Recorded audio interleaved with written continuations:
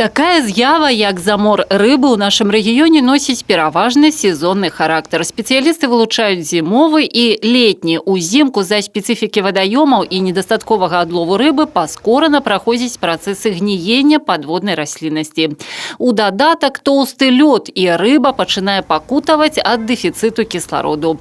Улетку, што ўласціва для паўднёва-заходніх рэгіёнаў краіны, асноўная прычына звязана з асаблівасцямі клімату. Калі пасля устойліва теплого надворья начинаются моцные дожди, ливни и навальницы. Начинается смыв сопредельных угодий, и эти вещества, которые смыты ливнем в эту речку, они начинают опять-таки превращаться. То есть идут банальные химические реакции, идут реакции нейтрализации. За счет этого опять-таки забирается кислород. И еще, что принципиально важно, выделяются масса веществ, токсичных для рыб. Для других организмов постольку-поскольку. А вот рыбы испытывают не только дефицит кислорода за счет вот этих всяких реакций, но и за счет того, что на них начинают прессовать именно эти вещества.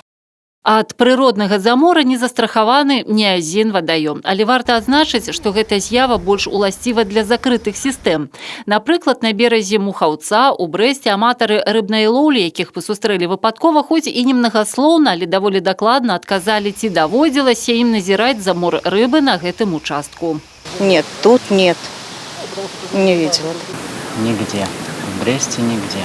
Нягледзячы на тое, што замор рыбы сапраўды мае пераважна прыродны, натуральны характар, фактар тэхнагеннага ўздзеяння на навакольнае асяроддзе таксама поўнасцю выключыць немагчыма. У сваю чаргу Брэсцкім абласным камітэтам прыродных рэсурсаў і аховы навакольнага асяроддзя распрацаваны шэраг мер, накіраваных на прадухіленне прадзаморных і заморных з'яў і мінімізацыю наступстваў. Напрыклад, з вясны бяруцца пробы вады, якія дазваляюць даведацца пра яе біяхімічны склад. Таксама састаўлены спіс аб'ектаў, якія найбольш схільны да прадзаморнага стану. Паводле рашэння выканкамаў, такія вадаёмы павінны знаходзіцца пад кантролем прадпрыемстваў і арганізацый.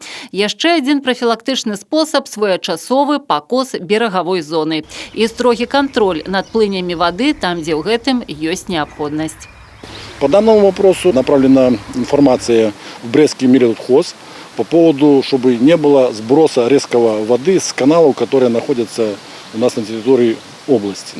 При постепенном сбросе кислород будет соответствовать. Ну и самую главную роль играет это, конечно, природный фактор.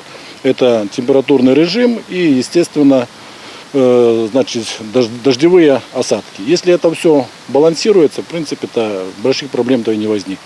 Таксама у абласным камітэце прыродных рэсурсаў і аховы навакольнага асяроддзя падкрэсліваюць, любы грамадзянін у выпадку, калі заўважыць нават невялічкі замор рыбы, можа звярнуцца на гарачую лінію камітэта па нумары ў Брэсце 20 77 42.